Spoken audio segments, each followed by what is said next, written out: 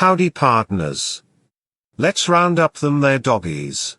You must be trying to talk like a cowboy, because Bill Foster is today's guest in the Sherpa screening room. I hope that I sound like a real Texan. Sure you do. Just like the ones on Downton Abbey. Attention, rebels of the Sherpalution. Today's podcast is being brought to you by Audible. You can get a free audiobook download and a 30-day free trial at www.audibletrial.com/Sherpa.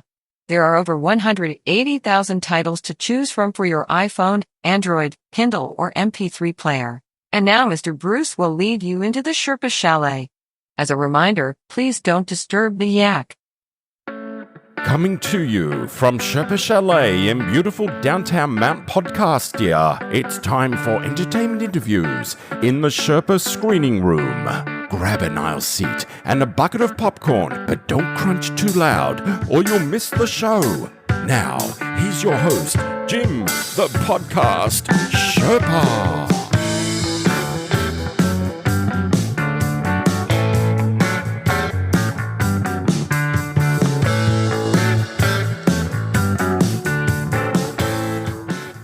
Hello there, and welcome to the Sherpa Screening Room. It's me, Jim, the podcast Sherpa, and we are here in Hollywood Week, and I think you're really going to enjoy today's guest. He may be probably the coolest person in the universe, and I don't hand that title out lightly, as you guys know, but he may be the coolest person. Why? He's been an educator, he's been a writer, he's an actor, a director. He owns a vineyard. He's a cowboy. I don't know what else this guy can do, but whatever he does, it's just amazing. And he's just an amazing guy to talk to. His name is Bill Foster. He's got a lot of projects in the works right now, and I got to talk to him while he was down on his ranch. And we were talking on video, which I guess explains the little wonky internet connection that we had. And you can see this beautiful Texas sky right behind him as we were talking. And he's just the coolest guy to talk to as well. Really super nice.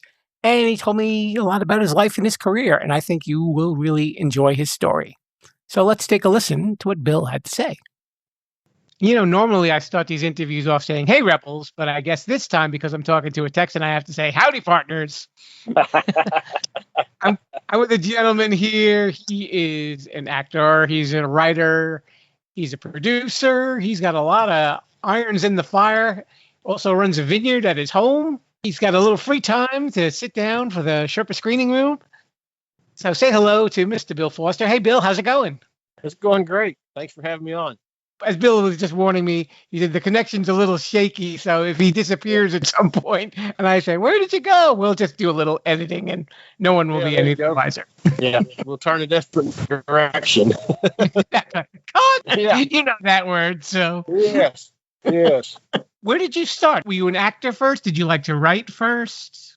Well, I spent 33 years in education and retired there, but I was writing before I retired and wrote a few children's books and then I'd rather write novels. So that's what I started doing and had my first novel come out after I retired because, you know, being a school superintendent, such a political position, I didn't want anybody thinking me trying to do two things. So when I retired, I had the book come out and you know, I always love acting. We worked with theater kids in high school and junior high a lot. And so one night I was looking on Facebook and there's a guy's going to shoot a movie in Independent up in Oklahoma. So I went up there and got in that for a couple of days. And then that kind of got my fever going. So then one night again, I was looking and saw an open casting call for The Sun and went down to Austin and stood in line with 1,500 other people and thought, you know, if I'm real lucky, I might get to walk down the street, you know, and just be in background there. And lo and behold, I got cast as a featured extra recurring character out on The Sun and got to work with Pierce Brosnan. And then it just kind of snowballed after that, you know. And I had wrote some scenes for a movie and it never did take off for somebody else. So I just decided to take those scenes and turn them into my own movie, you know, develop a whole different story around it. And so that's called Showdown on the Brazos. And it started out just 4 or 5 actors and an iPhone. I thought, you know, I'll make an iPhone movie just to say I did it. And then it turned into over 250 actors and a full video crew and the iPhone that ever got out of the pocket. You know, we ended up with regular movie cameras and sound men and everything else. So it grew expeditiously. I was looking at your work, and there's a lot of tie-ins to westerns. Is that your genre of choice? Yes, that's my favorite genre. I like doing all kinds as far as acting, but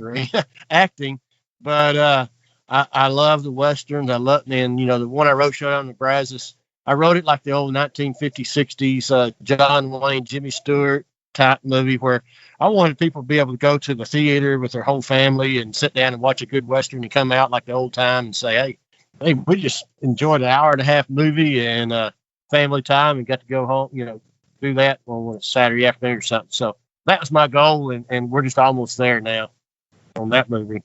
And then the other one I wrote is I've Got Your Six. It's a short, and it's about 99% through, and we're just about to get it done. I mean, we're fine tuning it as we speak. So it's a modern day movie about a World War II veteran that sees where his old farm is being turned into a shopping center. So he escapes from the nursing home to go see it one last time before they turn it into a shopping center. And all actors in the movie are veterans. I use all military veterans in that one because the terminology, I've got your six. And so we thought, hey, let's see if we can do this to all veterans. And that's what we did. What does that mean? I've got your six. Does that mean like I've got your back It covered? means I've got your back. Yep. I've got your six. It means I've got your back. And so that's kind of what we based the story on. And changed up a little bit to meet the military terminology. And we've got a really good friend that's come on as far as when we started filming. And he's been our military advisor, Jeremy Stills, and he's doing a really good job. He's retired military, and he gives us all the right terminology and tells us, yeah, no, we wouldn't do it that way, or yeah, we would. And so that's been a really blessing. You just meet these people and it becomes a family after a while. And so that's what we've been doing on that. So hopefully we'll have it out real quick too. With the casting of veterans in that movie and with all the westerns that you do you strive for that same sort of authenticity? Yes, I try to be very authentic. Make sure the guns are time period. I try to make all the costumes time period, which is really, trouble. Most of these actors are all three, and they walk up and they think they really look good, and you're like, let's change hats. I think it's turned out real well. So we tapped into some reenactors, and they pretty much already had their costumes, and so, but then internet makes it where you can buy nearly anything, and so you just started trying to pick up sales everywhere you could go, just to pick a piece here and there and make sure it's authentic looking and go from there. Did growing up in Texas kind of give you that cowboy vibe at all? Were you ever like a cowboy, or did you live on a ranch or no? Or been a cowboy all my life, smoked calves, dragged calves, ran them. I don't have a cattle now. I've been out of cow business, turned it into vineyard business. I was raised on a farm, wheat farm, so I've been a farmer, rancher, you name it, on the cowboy side of it. I'm sure with directing the westerns as well, is it kind of odd when you have an actor who wouldn't know how to ride a horse or shoot a gun or anything like that? That's right. And you have to show them, you take them from the side. Okay, this is how you shoot the gun. I've learned it all my life. So King Knapp had just a funny side story. I'm going to fear The Walking Dead season 4. And they said, point your guns at the camera. Because they had some machine guns and everything, and I pointed my gun at it, and there's one guy over there, they said, are you going to raise your gun? And he didn't even know how to put the gun to his shoulder to point the gun at the camera. So in Texas, you take a lot of things for granted like that, but then you get there and you find out they don't really know how to hold it. So there's times you have to take off for coaching. A good friend of mine, he on the set, he'll teach them how to ride. And so I tried to keep the riding at a minimum because so many things can happen on a horse. And in fact, I broke my leg on set on my horse. He slipped and fell. Broke my leg on set like at noon on Saturday. I went ahead and acted and directed the rest of that day and all day, 12-hour Sunday. And then Wednesday had a plate put in my leg. So that was the end of filming for about 2 months. Being that you mentioned Fear the Walking Dead, so you played a character named Vulture, and I guess you got killed, and then you were a walker after that, as they call them? Yep, that's right. There was a group of us trying to overthrow the stars. That never goes well. Trying to overthrow the stars. And they had us dressed like homeless people and gypsies. They wanted us to kind of be a gypsy group and homeless looking. And they wouldn't let me cut a beard once I started. So I went like 6 months without a haircut or a beard. People didn't even recognize me when they saw me on there. It was just because I looked so, one time they put feathers in my hair sometimes. And one time I was standing there and it's cold and those feathers are blowing around and the main stars are standing around with their script doing it. I said, yeah, but I get really good radio reception. They all just busted out laughing. Yeah.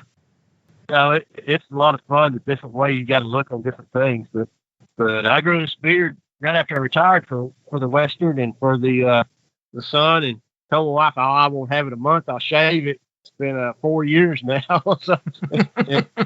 But I shaved part of it out here a while back for the 30 Seconds in Hell because they wanted a big handlebar mustache like a Virgil Earp had back in the day. And well, I tell you what, I like the beard a lot better. Shaved it down. I was like, oh my gosh, there's a lot of ugly under there. It's funny because I've grown beards sometimes too, and I know sometimes you shave it all off, and your face almost looks kind of stretched out, I guess, because your skin kind of tightens up with the beard. It's like, what happened to my lip? It just disappeared. What kind of teacher were you when you were an educator? I was an agricultural teacher and minored in science, so I taught a little bit of science along the way, and then did that for 7 years, and I became a principal for 15 years. And out of 15 years, I was an elementary principal for 13 of those 15. Moved into superintendent job and did that for 11 years before I retired. So, I retired as superintendent, and that's probably the favorite job I had, but do miss the kids as far as that goes. When you're principal, you get to see the kids and parents more, and you just know them better. When superintendent, it's more of a business and political side of it, and you just don't see them as often. So, but I enjoyed all of it. But after 33 years, I figured I'd tortured everybody long enough and got out of it. My wife put in 31 years. And it's funny, when I told her I was going to retire, she says, we're not ready. And I said, I am. I'm getting out this in January. She goes, we're just not ready. And 2 days into school, she goes, I'm ready. She goes, yeah, this is it. I'm done. Nothing like a bunch of school kids to change somebody's mind, right? That's right. That's right. Would you ever consider playing like an educator in a movie, or even doing a movie about teachers? Yeah, I would. I'd play one in a heartbeat. And, got some ideas kind of in that range. But right now, I've got so many others I've already got outlines for. I got to put those off. But, yeah, I always thought about that. In fact, I had an application the other day. I just hadn't filled it out to apply as an educator that would teach along beside actors. I don't know exactly what that is, but I just been so busy with the vineyard, I hadn't had a chance to apply for many jobs right now. Tell me a little about your vineyard. Well, it's as big as it's going to get right now. It's 7 acres of vines. We just put in 5,000 vines. We've got 1 acre that will have its first crop this fall. And then we've got another acre that's 2 years old. The first acre I was telling you about is 3 years old. And then they're all babies after that. It all makes red wine. And the varieties are Tannat and Morvad, Petit Verdot, Suzal, and Alianico. So once it gets going, it's already pretty busy. But you know what? The hardest part is getting them in the ground. And then just the maintaining is totally different than the trying to get all the infrastructure, the watering system, the post, and all that in. It just takes so much. Nobody explained that to me before we got in that business. And how I got into the vineyard business, we owned 12 acres at the time, and we were always looking for something that we could plant to make a small crop and make use of the land, being as a farmer. And I was elk hunting after I retired, and one of the guys there, his brother has actually the winery that we're going to sell grapes to. He's talking about how his brother couldn't find enough grapes to make wine he needed. And I said, I think I've got an idea. So I got back, told my wife, we started researching, and it turned out the water wasn't right where we live. And so we ended up moving, get closer to the grandkids. And we bought this place that the water was right and everything. And so we decided to put it in here. And we've lived out here on the vineyard for 18 months, and we just relocated into Stephenville. But I'm out here at the vineyard right now, kind of a self-quarantine, and as it goes. So that's kind of the vineyard story in a nutshell. And he's got a beautiful Texas sky right behind him. I know you guys can't see video, but it looks very peaceful too while you're sitting there. Yes, it is. That's what everybody that came in this weekend with Steve Joyner and his crew was like, how quiet it was out here. They're all from the city and just weren't used to how quiet everything was. And so they really would have got excited because right after they all left, I killed a big rattlesnake. And I'm glad they didn't show up when everybody was here. Everybody may have vacated. Yeah, they might have had a little bit different view on the weekend if the rattlesnake showed up sooner, Bill. Yeah, I wouldn't have had to cook as big a meal. There you go. And you would have had maybe a new belt. Yeah, that's right.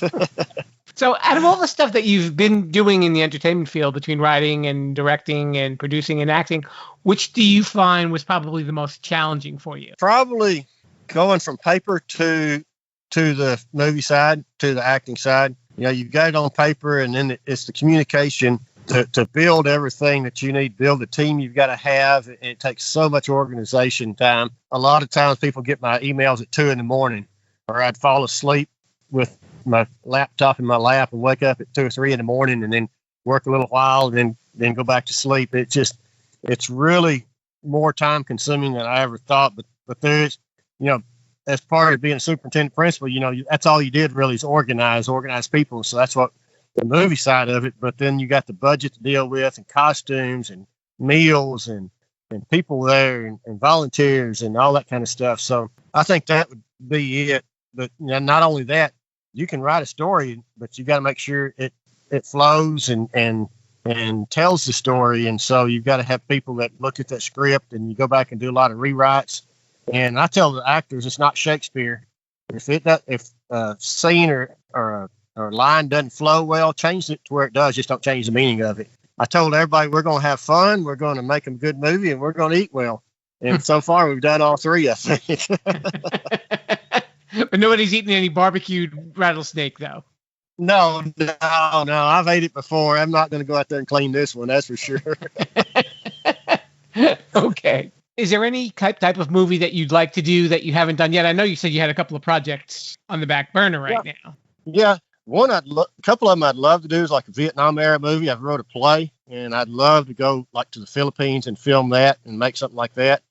And then I've got an idea for a movie that's filmed in Louisiana in the swamps, and be able to go in into it's like a 1950s movie, and go into the swamps and, you know, the chase and all that kind of stuff, the good adventure there. And then I've got a modern day movie that's real action packed, and I can't wait. This is probably going to be not the next movie that I'm going to do, probably my third movie. It's called Last Night in Mexico, and it's about a group that gets captured down there. And so there's going to be a lot of different, that'll be just totally different than anything I've ever done. So yeah, just try to bounce back and forth with Old West and modern day, you know, so that way you get a little bit more rounded directorship, I guess you should say. I'm presuming you were a fan of the classic Westerns. Was John Wayne your cinema idol growing up? Him and Jimmy Stewart were the men. You know, if it had John Wayne or Jimmy Stewart, then I had to watch it and probably have it memorized by now. And then, of course, your modern day Tombstone, Lonesome Dove, those kind of movies come out. And, you know, there's something magical about some movies that just when you get on set, it's different. And I think Showdown on the Brazos has that magic right now. And that's what's amazing, you know, because there's just a feel when you get there. And that's what Robert Duvall said about Lonesome Dove. He said, you know, we're filming The Western Godfather when they filmed it. And I got to talk to him one time. He said that was his favorite movie he ever made. And so hopefully we're going to, you know, it's like catcher in light in the bottle. And hopefully you can do that. And hopefully we've done that. You like the idea of showdowns. I mean, you've had Showdown on the Brazos, Showdown on the Guadalupe, and the 30 Seconds in Hell really all have to do with these major forces coming together and shooting it all out, huh? Yeah, and the title Showdown on Brazos was really an accident.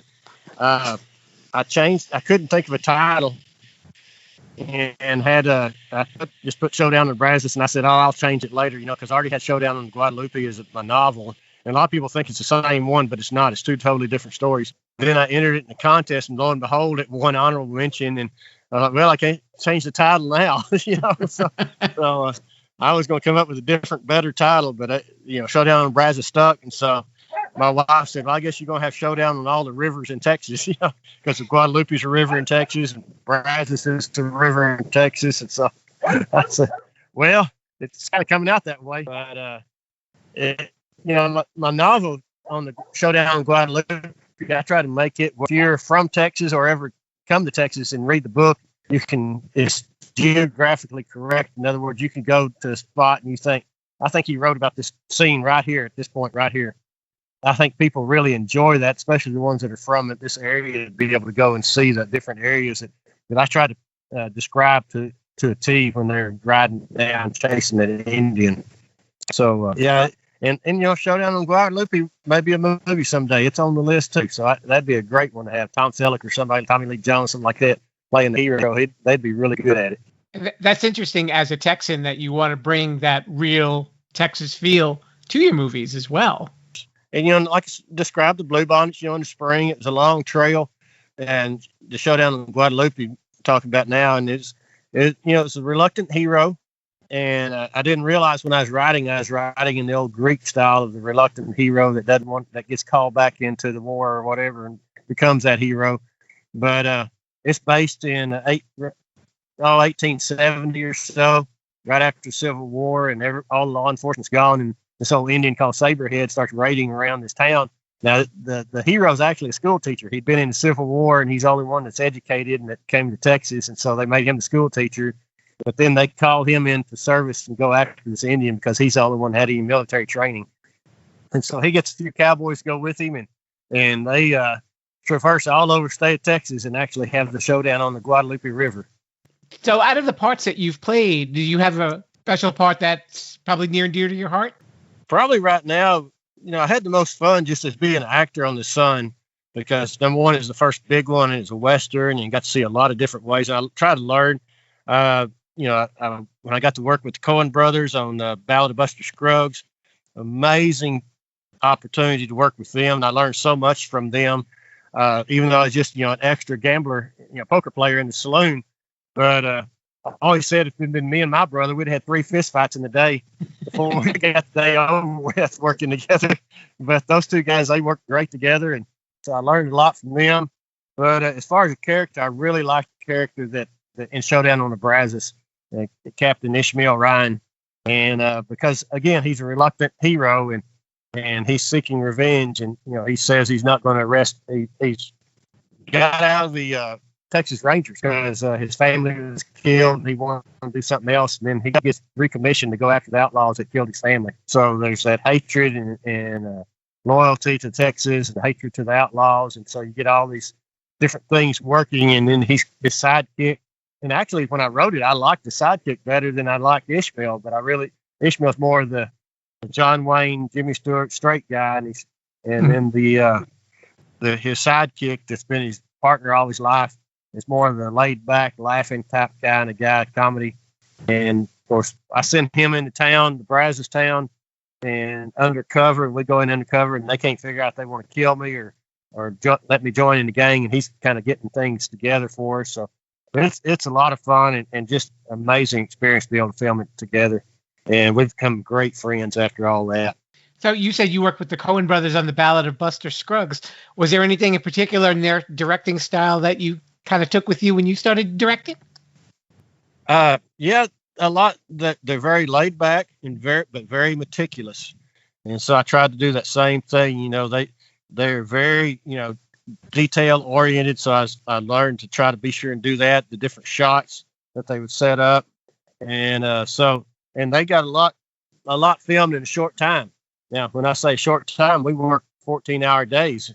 4 days. I bet I don't know how many. 14 hours all 4 days. And that some days, if their assistant directors didn't tell them let's go home, I think they would just kept on filming.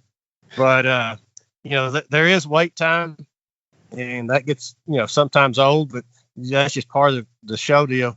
But one morning, the movie Wide Earp with Kevin Costner in it. Mm-hmm. His saloon was our holding room at this movie set. And I told the guy with me, I said, man, where else in America could we get a view like this? Because looking out the front door and behind the swinging doors of that saloon, the Coen brothers were standing there going over a script.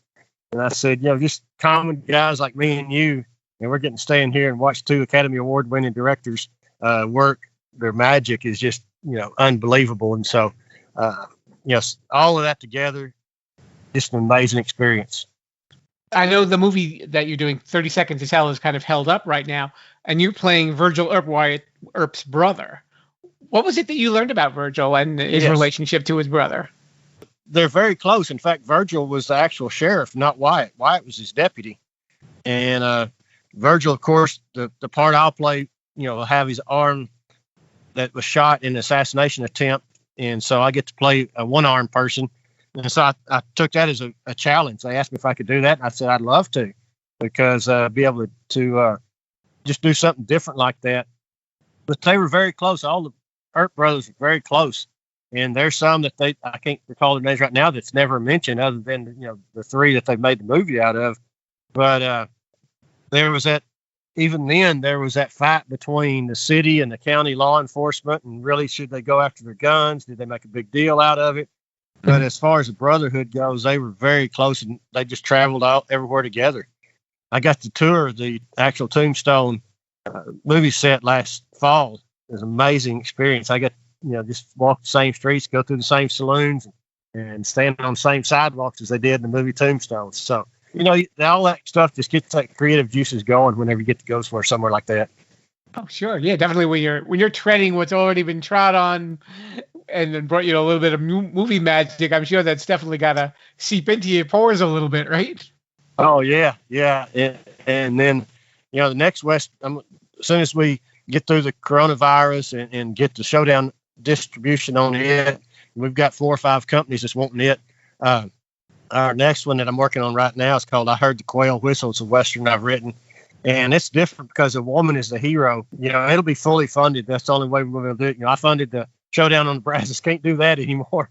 But we'll get, and it's going to be fun because we'll have money to do things we couldn't do on the Brazos movie. And, go to I plan on filming it like in New Mexico and go to some of those sets and things like that. And it's going to be amazing to be able to have a full crew there, not having to do double time, and you've got help to do things. And I'm really looking forward to be able to do all of that casting, and that's a lot of fun when you start casting the parts. But can't wait to get back on set. We got to get Brazos through, and then we'll get started trying to sell the I Heard the Quail Whistle. That must be interesting. I mean, you are saying that you grew up idolizing John Wayne and Jimmy Stewart, and a lot of your Western movies have a lot of strong Western characters, and now you're writing for a lead woman character. How did you adjust for that? My wife challenged me to write the story, and so I wrote the novel first. And she says, you write all these stories. I wrote probably 4 novels. And she says, you're always making the man the hero. Won't you make one where a woman's the hero? So I sat down. We were on vacation in Red River, New Mexico, and I sat down with my laptop and started it right then. And I just fell in love with it. Just the way it flows. It's not a real long novel, 150 pages or so. But I just really like the way it flowed and the troubles that she's gone through. And comes back. She was left for dead, laid on the prairie, and she comes back and has a lot of hardships. And then there's a lot of fun trying to describe that. And I think it's going to be really good on camera when you see just how hard she had to suffer until one day she decides to quit being a victim and become a vigilante. And then it gets fun. Then it gets Western on us. And I would sense, having been a writer, written of several novels, that when you're doing your directing, it's that vision of the film must come very easily to you. Yeah, that I probably need to direct one. Everybody says I need to direct one I didn't write, but I've got so many ideas. I think I'll keep myself busy with the ones I wrote. And I think, it does. I think the vision comes out. And a lot of people have asked me, says, what advice could I give to a beginning director or anybody that's getting interested? Well, you can shoot one on your iPhone. It's got apps that you can make your movie. Write a short scene or write a short movie, write a 15-minute movie and shoot it with your iPhone. You get your friends together and start putting it together. And you realize real quick, how that vision, putting that vision on camera, how it works and how sometimes it doesn't work. And sometimes you think it tells a story and somebody watches it. And that's kind of the editing process is they say, well, I'm missing something. And that's where, as an editor, you can't wear your feelings on your sleeve or a writer, excuse me. You know what's going on, but you got to portray that. And sometimes you leave out some of the key elements, or an actor drops a line that was really key to the story. So you got to go back and figure out how to get that line in there. Sometimes it's really difficult to try to tell that story because it's in your mind and you know what it's saying, but you got to fill in the gaps for everybody else. They're following just what they see, and it may jump, and in your mind that you wrote it, you know why it jumps from one scene to another, and they're sitting there going, wait a minute, I don't understand what's going on. And so you got to go back and make sure that thing flows from one scene to the next. And I'm sure the people that are listening right now, hearing you talk about a lot of your different movies that you've either acted in or directed or written, that you really have a good idea of how to make use of imagery between the writing and the directing and the accuracy and how you want to convey everything. And I guess you almost get kind of an unfair advantage on knowing how to tell a story. Yeah, and sometimes it's a disadvantage because writing a novel, and I found out writing a screenplay are way two different things, because you can't put in all of that descriptive stuff in the screenplay as you can in a novel.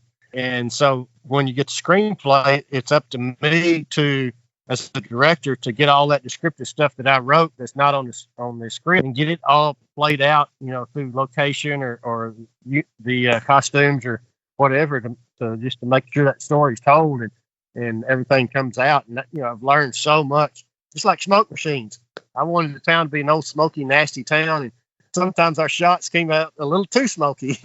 So we're going to have to go back, and we'll just laugh at some of them because we didn't get enough. We just put it in there as it was. But I learned a lot there. One time we shot 2 weekends in a row, because we shot nearly always on the weekend. And so we just stayed on location for the week. And so during that week, I thought, I'm going to have all this time to sit back and polish the script and get ready for the scenes. And I spent all week building sets and didn't have much time for polishing. It was just Katie barred the door, 2 or 3 other guys showed up to help, and we were building, fake walls and fake offices and things like that. And so it'll be nice to have a crew that can you just go in there and tell them what you want done, and they can do it, carpenters and all that, versus being the director and carpenter and, set manager and all that on a shoestring budget. Okay, Bill, I'm going to put you to work for a second. This is your dream movie that you want to make, and you tell me what type of dream movie you'd want to make and who would be your dream cast in it. Dream movie. Goodness gracious. Of course, some of the cast I'd love to work with would be, of course, Robert Duvall. And let's just take I Heard the Quail Whistle is coming up. There's a part in there that's the character's name is Marshall Sage Cooper, who's over age, and people are wanting him out of office or wanting to give up his badge. And be able to have Robert Duvall play that part would just be amazing. And there's so many talented women out there that could play the part of the lady that, they got to have an Irish accent, but the thought of having Robert Duvall to play a part like that would bring so much to the movie. Because you really got to look sometimes. I was real fortunate that Jeff Davis wanted to be in a movie on Showdown in Brazos, and he brings so much. When he stepped on set, everybody got better. Because he's a professional actor and everybody else is wanting to be one.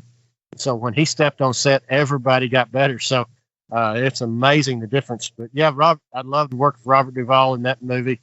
But there's a lot of others I'd love to have, like on Showdown on the Guadalupe. Tom Selleck would be great as the lead on that one.